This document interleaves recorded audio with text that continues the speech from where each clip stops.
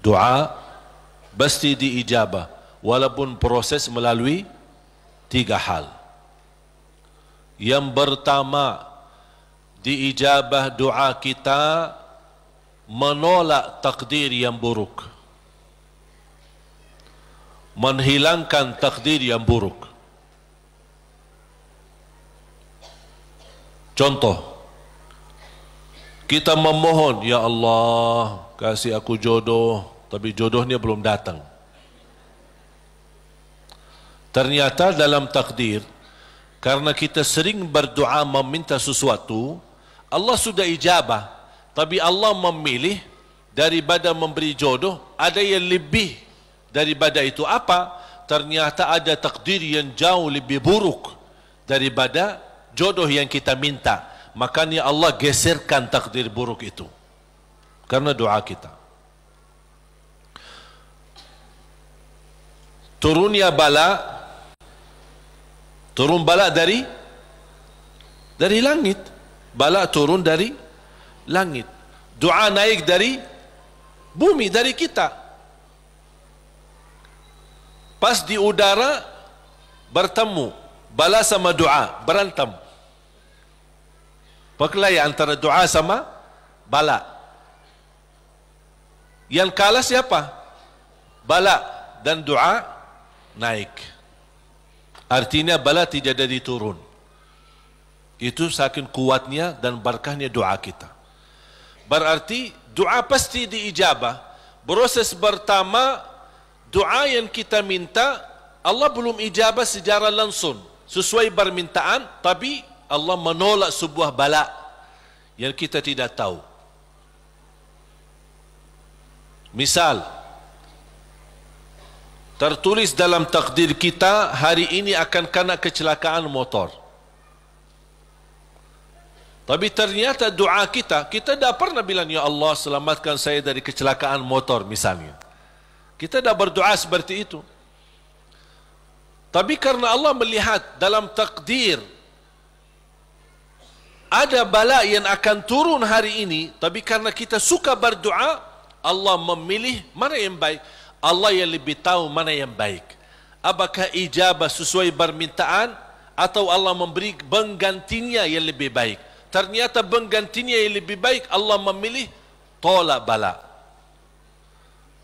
Allah bisa saja kasih jodohnya, tapi karena kecelakaan motor. Nanti merasa nyesal. Aduh, baru sudah nikah atau ketemu jodohnya, malah dirawat di rumah sakit. Kesal enggak? Merasa, aduh gimana gitu. Makanya percaya jamaah sekalian, pilihan Allah itulah yang terbaik.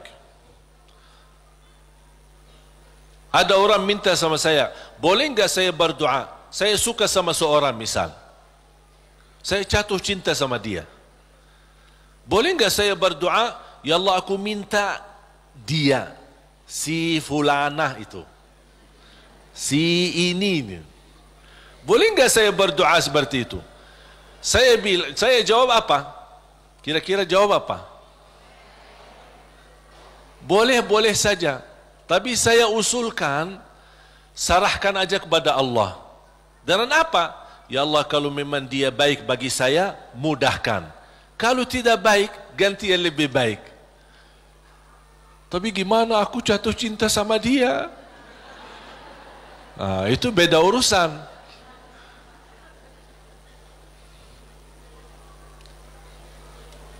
Nanti ada satu cerita, insya Allah indah, bisa menambah wawasan buat kita.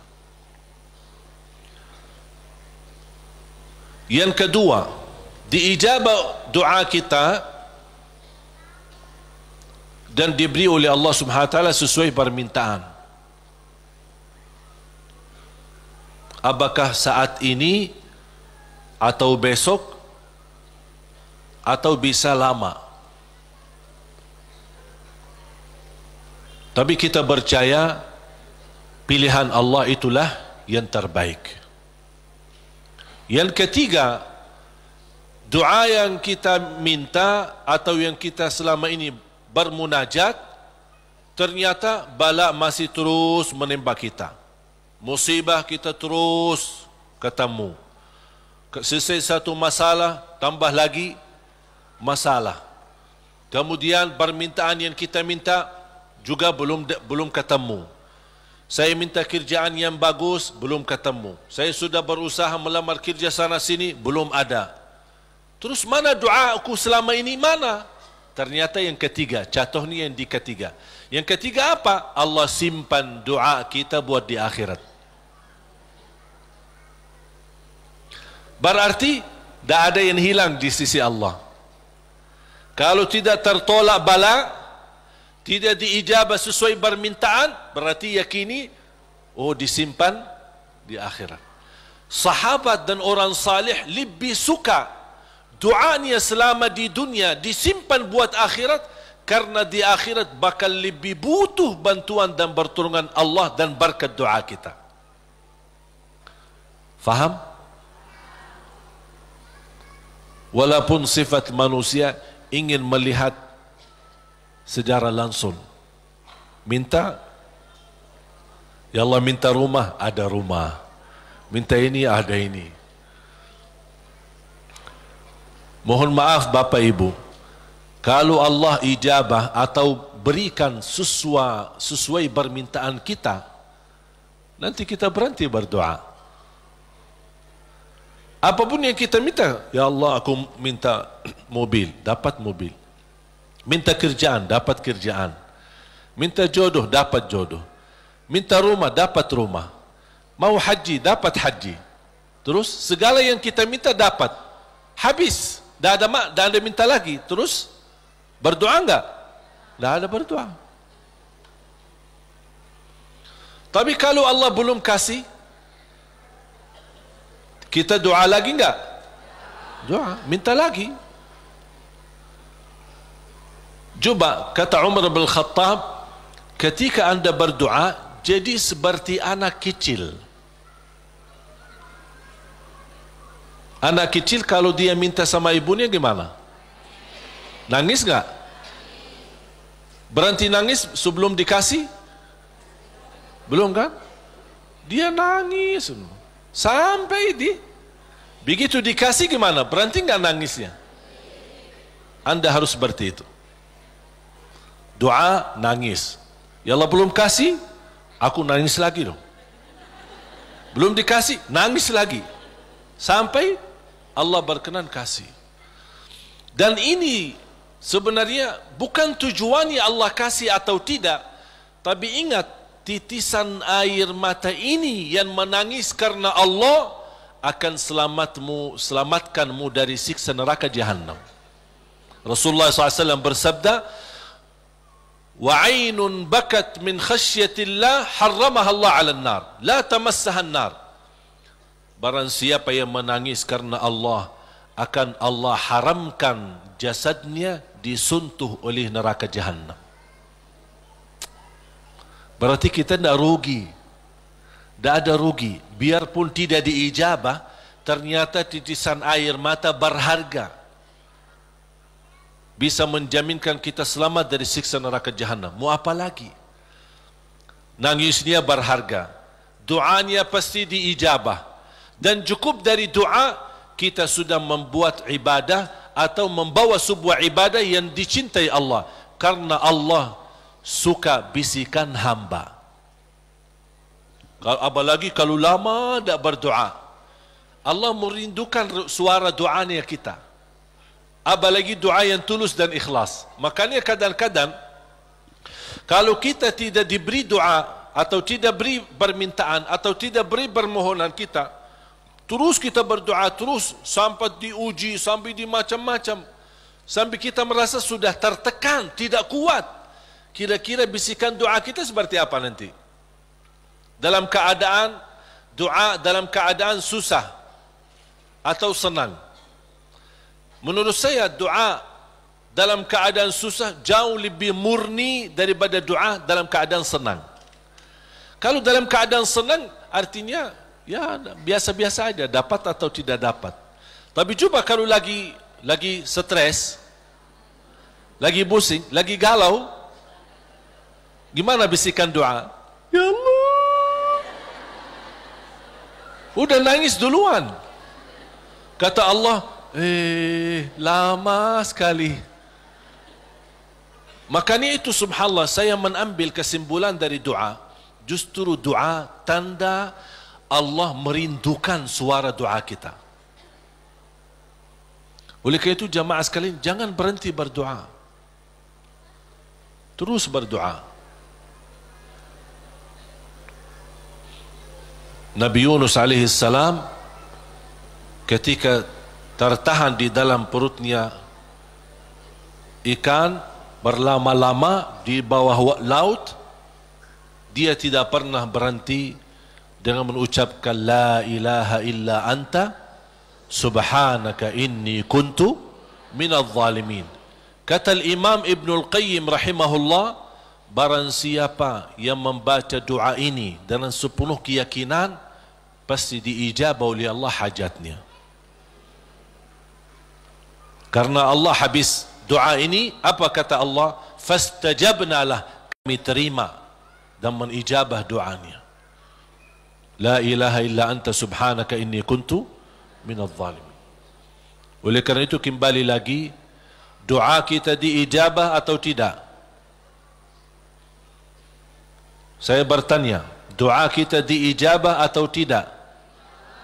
Diijabah. Yakin? Terus berdoa.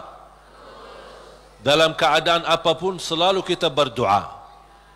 Apalagi dalam keadaan susah yang kita yakini tidak ada Tuhan yang bantu kita, tidak ada makhluk yang bisa menolong kita, tidak ada sesuatu yang bisa mengangkat segala musibah dan bala yang kita hadapi, hanya Allah subhanahu wa ta'ala. Apalagi dalam sujud, sempatkan dalam sujud. Karena Rasulullah SAW bersabda, aqrabu ma yakunu al-'abdu ila rabbi wa huwa sajid. Hamba ketika dalam keadaan sujud, posisinya sangat dekat kepada Allah. Makanya di akhir hadis Rasulullah SAW bersabda, fa'akthiru minad du'a, barbanyalah doa. Bisa menikmati doa insyaAllah mulai hari ini. Doa menurut saya sesuatu hubungan yang sangat indah sama Allah. Apalagi kalau bisa berdoa dengan cara curhat. Bisa enggak curhat sama Allah? Kalau lagi galau suka curhat enggak? Sering saya terima, Ustaz boleh curhat enggak? Terus saya bilang apa ya? Boleh atau tidak? Saya bertanya, sudah curhat sama Allah belum? Dia bilang belum. Mau sama Ustaz dulu katanya. Ada saja. Belajar bagaimana bisa curhat. Sungguh kalau kita sudah biasa curhat sama Allah, tidak bakal curhat sama manusia.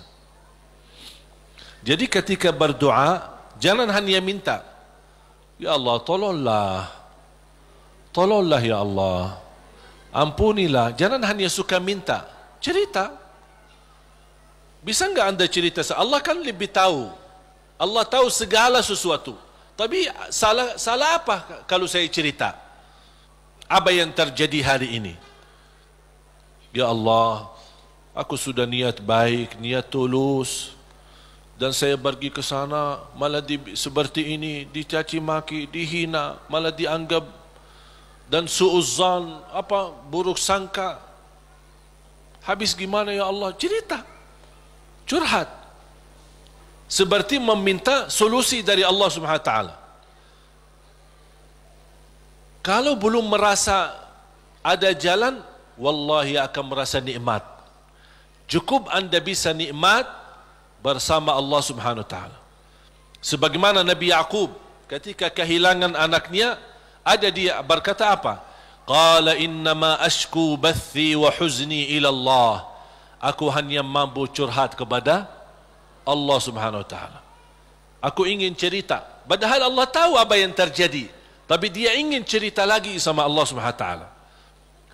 Ungkapkan cerita ini kepada Allah, itu sudah merasa diri dan membuat hati kita tenang. Kembali kepada hidayah, dan saya tutupi cerita. Jadi hidayah yang pertama, hidayah dalalah wa irsyad. Seperti tugas para nabi dan rasul dan ulama berdakwah, dan anda semua bisa membagi hidayah irsyad, memberitahu ke orang lain lewat SMS, lewat WhatsApp, lewat apa saja yang kita mampu secara langsung. Yang kedua adalah hidayah taufiq. Hidayah taufiq. Habis kita dapat hidayah irsyad, habis kita sudah tahu, habis kita belajar, angkat tanganmu. Ya Allah, berilah kepada diri aku, berikan kepada kami semua hidayah taufiqmu, agar ilmu yang saya belajari bisa saya amalkan.